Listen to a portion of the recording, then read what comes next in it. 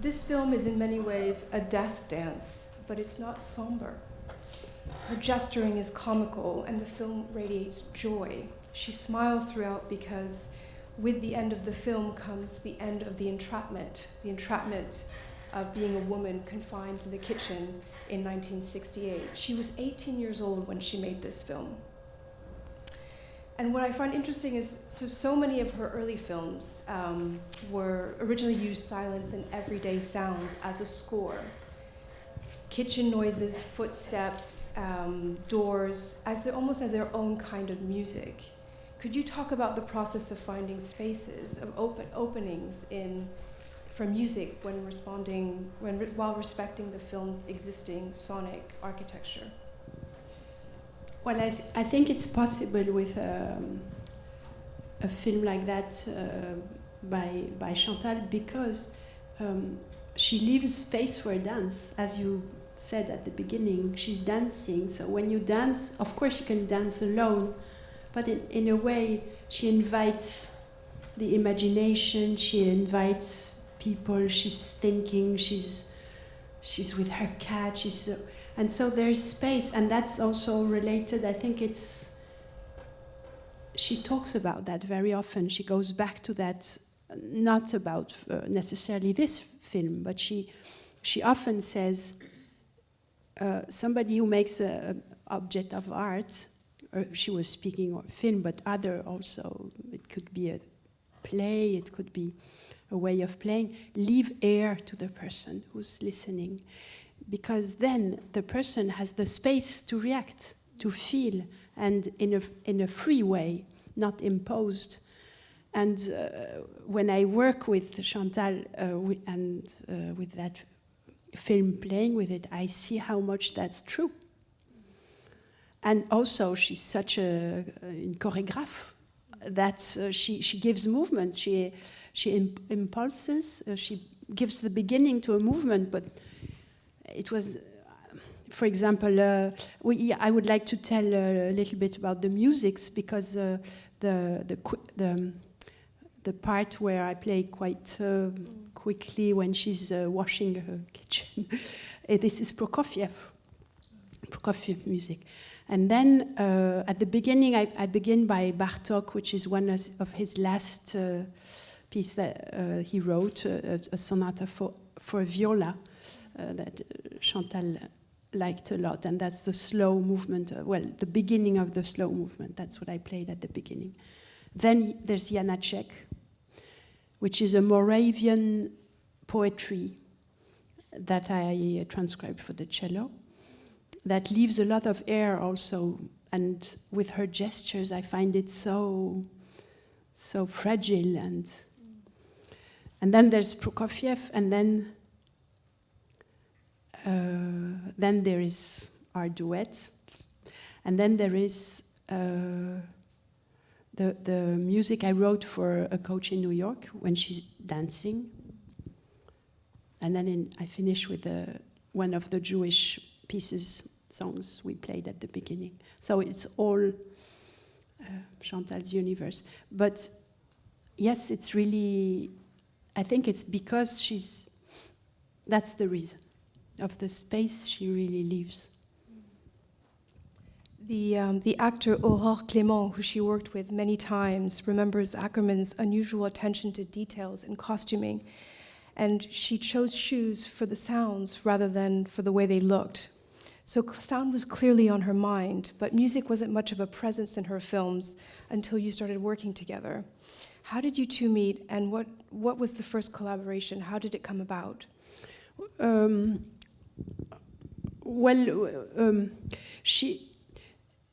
I said it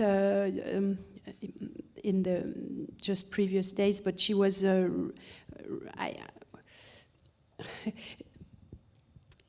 I met Chantal through she came to rest. I didn't know really, she came to me, it was an idea of Delphine Seyrig, and I was practicing, and I think it's not, that's important, I think, interesting. Yeah. It's not the sound of the cello or a beautiful piece or a piece she liked that made her enter in music. It was the fact that I was repeating searching, I was working on the Bach I played today. Tim pam pam pam pam pipa pipa pa, and then again and again and again. And then I thought she was sleeping, and one day I heard her little voice say, "Why do you stop?" I was just stopping for a few seconds to rest. And so I think she began to discover, she came into music through, I would say, the voice of the cello and this process of work that touched so many subjects that were so important to her. The form, the climax, how you work on, yes, easily you can lose the form by putting too much over there or over there, which is when you work on a piece of music very present. The love you can have for a detail, for something that you really like, that you have done, and you have to be able to say, I won't keep it because it destroys the form. A lot of questions, and I was in Soviet Union, I was just back when we met from Soviet Union, and from 2.5 years of very intense work with my teacher there, Natalia Shakovskaya, and I was like a bag full of that, and I needed to continue working, so I was a bit like obsessed by that. And that's how it began, and I think she didn't, let's say, discover classical music by something that would come from the outside in her work, but from the inside because of that. She immediately thought that the voice could be part of because she has a very special music in her way of writing, and when people say her text, they need to find that rhythm, and there are very few people that she really trusted could do it in that way.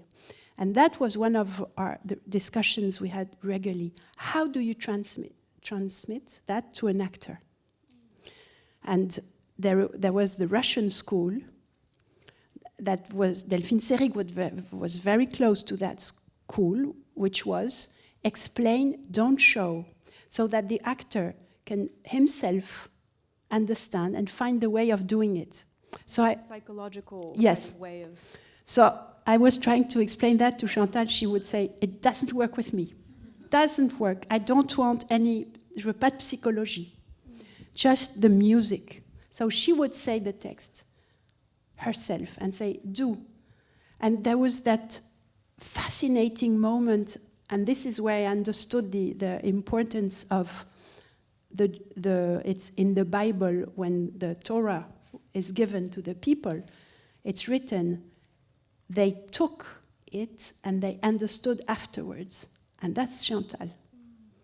And the Russian school was understand and then take. And Chantal said, no, the opposite. And in the work between Chantal and Delphine Seyrig, they go back to that very often. And Delphine had the wonderful, I don't know what to say, more than talent, this visionary talent to let it go and to say, okay, I won't understand, I just repeat what she asks me, and I understand, and it, in a way, it's music to Chantal. But then this is also where we met, because music is to interpret a phrase, and so it's exactly the same subject. And so she wanted it to sound like that, with moments of accelerando, moments where you just, and one doesn't have to understand every word of it, but just feel that something is going on, like life is going on. It's not so, I don't understand, but I know something is going on. And then suddenly, again, you understand the words. This is her unique music in her writing. So it's very close. I watched a Portrait of a Lazy Woman today before coming, which is really the two of you star in it, and it is really almost a kind of portrait of how you two met, no? Yes. It's very beautiful. What do you remember about making that film? Because how old were you at that point? That was really the beginning of your relationship? It was just yes, very close, because I came back, I was I went to Russia, I was 19, and I came back, I was about 22, and I met Chantal in So the 1 year after. For those of you who haven't seen it, is Chantal. It was basically a kind of film about a sin, laziness, right? La paresse. Yeah, and I remember the moment where she said, I know, I'm going to film you, and everybody's going to understand what is laziness. Yeah. Because And you she work basically so just much. won't get out of bed. She's just like, okay, another cigarette, another moment, and meanwhile, and then it juxtaposes to you, kind of working so hard on the cello, super focused, and it's really the story of how you met, that film. Yes. Yeah. But at that time, I didn't understand what was going on. Yeah. You know, I was just continuing. And it was in the apartment we had, and I recognized on the table everything. Mm. It was really done like at home. Yeah. You get that feeling. It feels very kind of real, and but again, so much comedy in her work, and that's what I love. There's like all this seriousness, but then there's just this humor that's just apparent in every single one of her films. So going back to your story, so you were born in the U.S., you moved to Paris with your family, and then at 19, you made the remarkable decision of going to study behind the Iron Curtain. Can you tell us a little bit more about this woman that you, I guess, must have seen in Paris, fell in love with, and then kind of wanted to study with her? Oh, yes, but before that, I heard in the sound of the Russian school of playing something that I wanted to understand. So I began to try to understand alone by watching pictures of Rostropovich or even Piatigorsky, all the Eastern Europe or Russian cellists, and I saw that the hand was differently put on the bow, and that the whole arm was differently. It was different.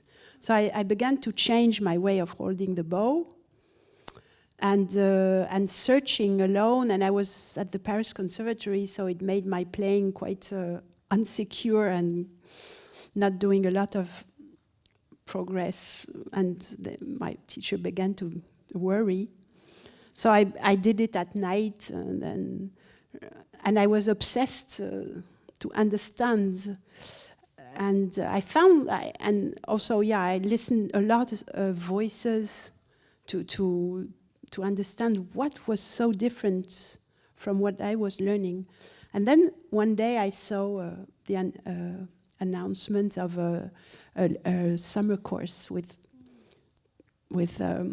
professors from the Moscow Conservatory. So I went and I saw Shakovskaya for the first time, and she was walking in the corridor, and I remember the moment where she was approaching, and I knew something, like a vision. I knew that she would be terribly important in my life, and that's exactly what happened. So I had 3 weeks of work with her, and I tried to, she was looking at me, and how is she doing with her bow?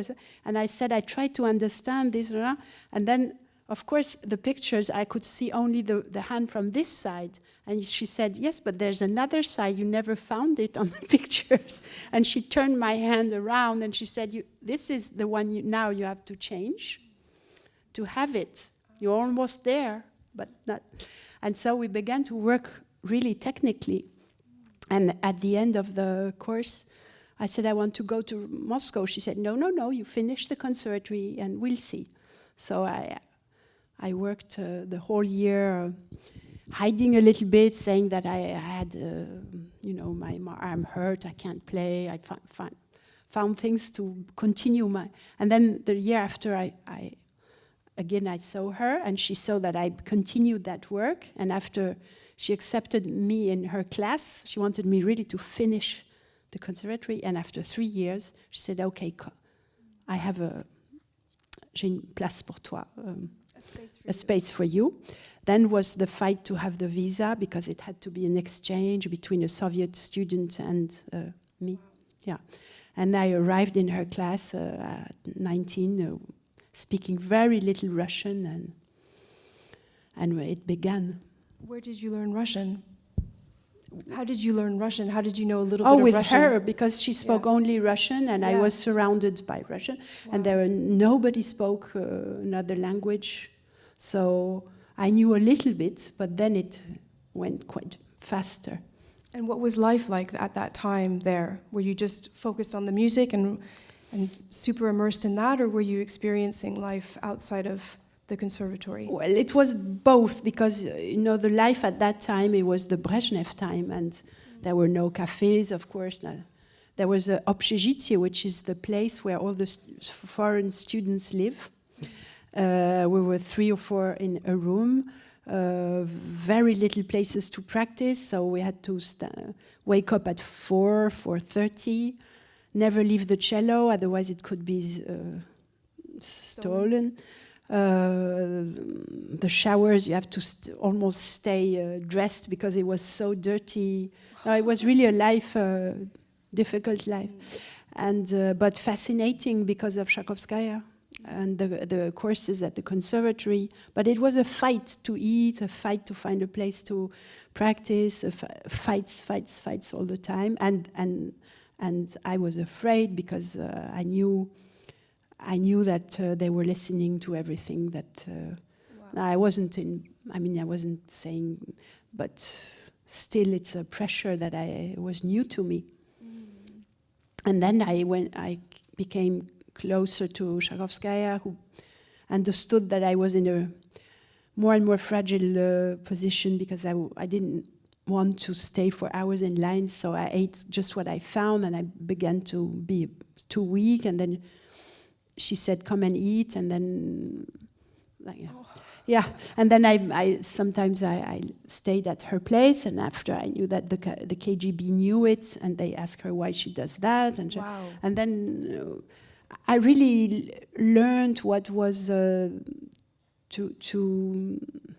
believe in somebody, but because then she told me a lot about her life, about the death of her mother, who probably was killed by Stalin because she had a Tchaikovskaya, which is a name of a prince, but she's not sure of the reason. And she would always talk by putting water on so that it would cover the things like that, or outside when it was raining. And I learned really what the silent means and what the secret that somebody tells you, if you say it, you kill the person. And so those years were very, very intense, and I learned a lot. You touched upon this, but people say that Chantal Akerman is the most musical of filmmakers. What do you think they mean by that? What is that? When you said it as well, you said that there's a musicality to the way that she expresses herself. She's always singing, moving, as if there's music around anyways. But what would you, could you elaborate a little bit on that? Well, my feeling is that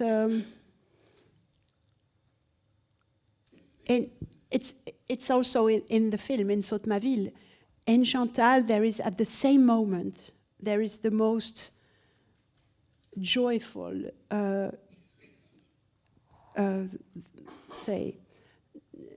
and also quelque chose de très enfantin. How would you say that? Childish, or childish, innocent. But in the most beautiful way, as if nothing nothing had touched that place of her. It stayed always, like the first look of a child. At the same time, there is that dramatic heaviness. I wouldn't say heaviness, but conscious. And it all works together with her. It's all together. Look, the dance she does in Saute, ville, how her face changes in 1 second. And this is, I think that's really what she is, and what she can show or give life to in her films. It's not always in the same way, but it's very physical, I think, her work. And I remember sometimes how she really couldn't stand when it was, Akerman, c'est intellectuel. She couldn't understand. I mean, there's no, her body is so involved always. And when she was writing, to find the phrase, she was moving like a, I could see that gesture that will always stay in me, how she thought, it's coming, it's coming, it's coming. She was moving as if the rhythm was entering in her, and then suddenly, wow, was going, going, going. But to get to that moment was long. You also mentioned something about the way that she spoke, kind of relating to these kind of prayers. Yes, because I think that also was part of her, because she grew up when she was a little girl with prayers and singing. And Sylviane would say it better than me, your grandfather. And so she had that, and she speaks about it regularly. And in the Jewish way of praying, it's particular. It's really like something that it's close to what I was saying. Sometimes you don't recognize the word. Sometimes it's going faster, and then it stops, and then it's singing, and then it's. And she had that in her. That's for sure. That plus her. Chantal. That's the magic of life. Suddenly something, it's really Chantal. Because to mix that with her physical way of being, with her rhythm in her body all the time. Here she would hit the, she was involved. She made this beautiful film about you, and in the beginning she kind of describes you, and she says, "Elle cherche le souffle des origines," which loosely translated means she seeks the breath of origins. What do you think she meant by that? I've been thinking about it for days. You? I've been thinking about it. I'm not quite sure. I guess is it just about relating to the? I'm not. Yeah. No, I think maybe le souffle in the sound. There is a breathing. Yeah. And that she could hear it. And I think she often used the idea of origins, because the origin is the silence in which you go before something begins. And that something would never begin if there's not that silence. It's like la lettre muette, the Aleph, the first Hebrew letter Aleph. C'est une lettre muette, how do you say that? It's a non-muette. Mute, yeah. Mute letter. Yeah. And it's during that mute letter that something is preparing to appear. For example, a musician, before the first sound, you can feel so much about what's happening. Either there is that preparation, like the Aleph, where something is growing and the sound will come from that, or it begins, boom. It can be very well played, it's not the question, but it's something else. It doesn't come from somewhere far away. And also in her writing, Chantal, look, for example, the beginning of Une famille à Bruxelles, it begins like something that has no beginning. Well, like the Bereshit, au commencement, it begins by something that already began. And I think le souffle des origines might be related to that. She knew that I was working, well, it was something that is like everything, a work, to find that. And I would say that, of course she would say it better, and the origins. I remember when we were working on D'Est en Musique, which is her images of her film D'Est with. And can you describe it just for those who haven't yeah, seen it? we did. So beautiful. I don't know how to call it. It's not a show, a spectacle. Yeah, a show. Yeah. Where there is a screen, a white screen like a sheet, un drap. Yeah, like a sheet. Yeah. Yeah. Projected on the sheet. Yes. And then at what moment the sheet slowly goes away, and the film continues to appear, but to be shown, but on a voile, black. C'est un tulle noir. Yeah. And so the film is much more mysterious, much less light, but then slowly you can see that there are two musicians behind who begin to appear and to be part of the film while we play. And I remember Chantal saying, I like that sheet because it's like le cinéma des origines. For her, it meant something very important.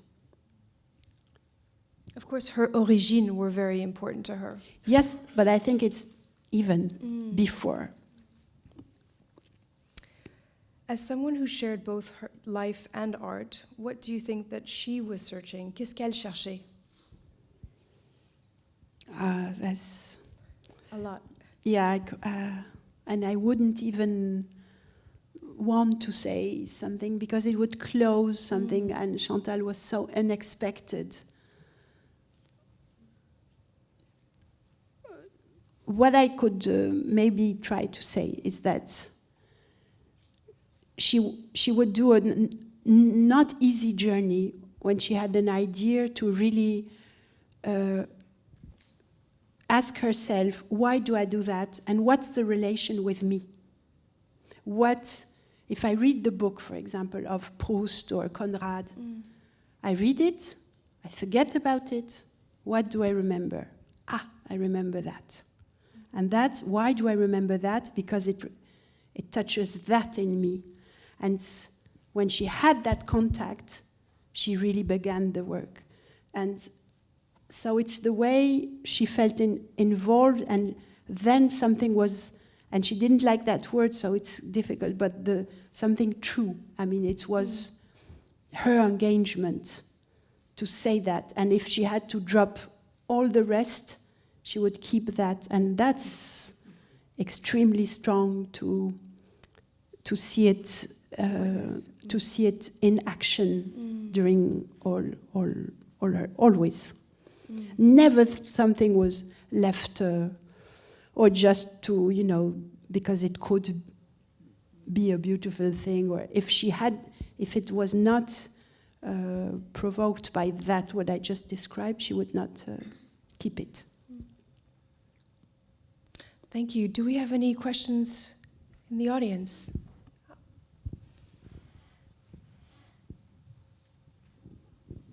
Hi, I'm interested to, maybe you've said a bit about it already, but Chantal Akerman's humming, and I wonder, did she hum when she was creating, writing, drawing, or when she was lost in thought? What was it like to be around her humming?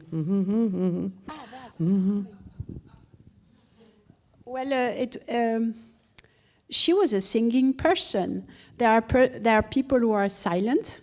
You never hear them. They enter in a room, you don't even hear, and suddenly, oh, you're here. Some people are like that, and Chantal was not like that. I remember I had a quite important concert in Montpellier, taken by the radio, and we were in a hotel, and I had to rest. She knew that it was important, so she said, I'll be, you won't hear anything. And she was resting on the bed next to, and I could hear. And her pen, because she was reading a book and she wanted to take notes of what she was interested by, so it was, and the page, and then she would say, oh,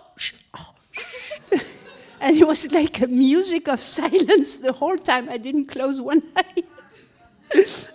But I played okay. But she was expressing that she would be silent. What can I say? And so the singing comes from that.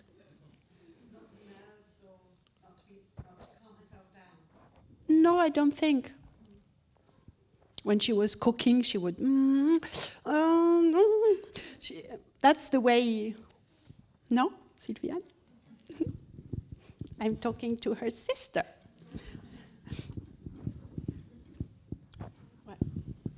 You don't think it has anything to do with some kind of, I mean, this just, yeah, this, I feel like so much of her work was about kind of breaking a silence, you know, a silence of what it meant to be a woman, but also silence coming from her mother's story. In a way, I always thought of this humming as a kind of way of combating that silence, of being heard, of speaking up. Maybe, yeah, probably. That's the daughter of a psychoanalyst speaking right now. Yes. Yes, but she didn't want any, pas de psychologie, so I obey. Did she do therapy or no? Or just through the films? Yeah, the films. Yeah. Sylviane veut dire, do you want to say? Oui. A song that Chantal loved to sing.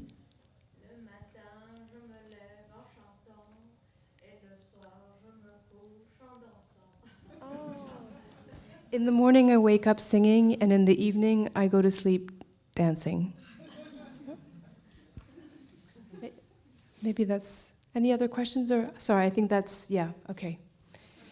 That's it. Thank you so much. This was so beautiful. I wanted to hear more about the songs that you played in the beginning, but I guess we'll have to then Google and find them in this. And they're all related to. It's called Chant Juif, Jewish songs, and you can find it on all the platforms.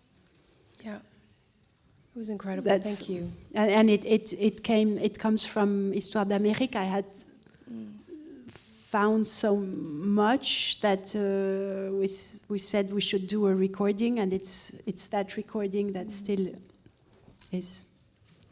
Yeah. One last question. What's your favorite film of hers? Which one would you think that everybody has to see? Oh, I can't say because I understand. I have many loves. Yeah. And they're so different, and so I think if you want to really know about the burlesque side of Chantal, you have to see Family Business. If you want to see her extraordinary poetry and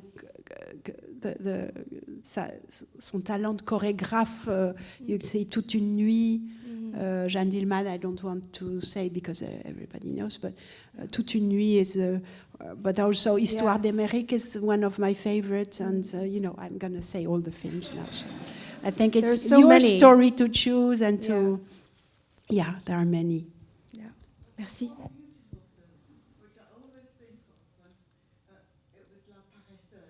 Yes. Where you're rehearsing, she's taking different scenes, trying to rehearse it, and then the other one, which I most love, is short one, where she arrives and attacks a dress, and she comes in with these red roses, and you're playing video. Yeah.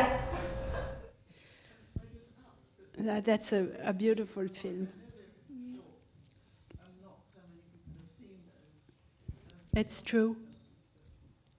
I love the shorts as well. Yeah. It's the film Malice Stevens, what Madame is talking about. Great. Any last questions? Okay. Thank you. Merci beaucoup. Thank you.